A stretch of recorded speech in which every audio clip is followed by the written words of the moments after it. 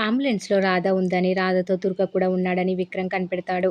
విక్రమ్ వస్తాడు. నన్ను తీసుకెళ్తాడని రాధ నమ్మకంగా చెప్తుంది. నా మూడంటే నీకు భయం ఉందని దుర్గని చూసి రాధ నవ్వుతుంది. ఇక మరోవైపు వాడిని పట్టుకుందాం పద అని రాము విక్రమ్‌తో అంటాడు. వాడిని పట్టుకోవడం కాదు, వాడి చేతి నిజాలు చెప్పించాలి. రాధ బయటకు వెళ్ళేలా చేసింది నేనే. రాధని అనుమానించేలా కావాలనే మాట్లాడాను. రాధ చేతి వాచ్‌కి చిప్ పెట్టాను. రాధ బయటకు వెళ్ళిందన్న ఇన్ఫర్మేషన్ ఇచ్చింది కూడా నేనే. దుర్గ మాట్లాడే ప్రతి విషయాన్ని నేను వింటూనే ఉన్నాను. పద వాడి సంగతి చెప్దామని రామ్‌ని తీసుకొని విక్రమ్ వెళ్తుంటాడు. ఇక మరోవైపు ఆ చిప్ విషయాన్ని దుర్గ కనిపెడతాడు. నన్ను పట్టుకోవడానికి చిప్ పెడతావా అని దాన్ని విరగ్గొడతాడు. ఇప్పుడు పట్టుకోరా నన్నిలా పట్టుకుంటావు అని అంటాడు దుర్గ. ఇప్పుడు అస్సలు ఆట మొదలైంది అని దుర్గ అంటాడు. దీంతో విక్రమ్ కంగారు పడతాడు. ఇప్పుడు రాధని ఎలా కాపాడతావురా అని విక్రమ్‌తో రామ్ అంటాడు.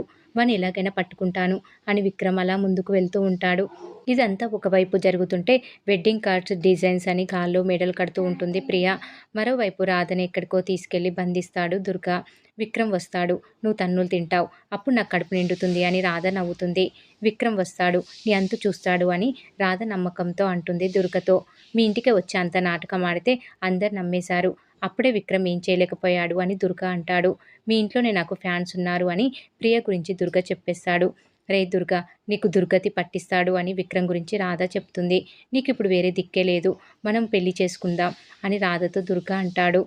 రాధ మెడలో ఉన్న తాళిని తెంచేందుకు దుర్గ ప్రయత్నిస్తాడు. ఇంతలో ప్రియ ఫోన్ చేస్తుంది. నువ్వు మాట్లాడిన ప్రతి మాటని రికార్డ్ చేసిన విక్రమ్ తన ఇంట్లో వాళ్ళందరికీ వినిపిస్తాడు. ఆ విషయాన్ని దుర్గకి ఫోన్ చేసి చెప్తుంది ప్రియ.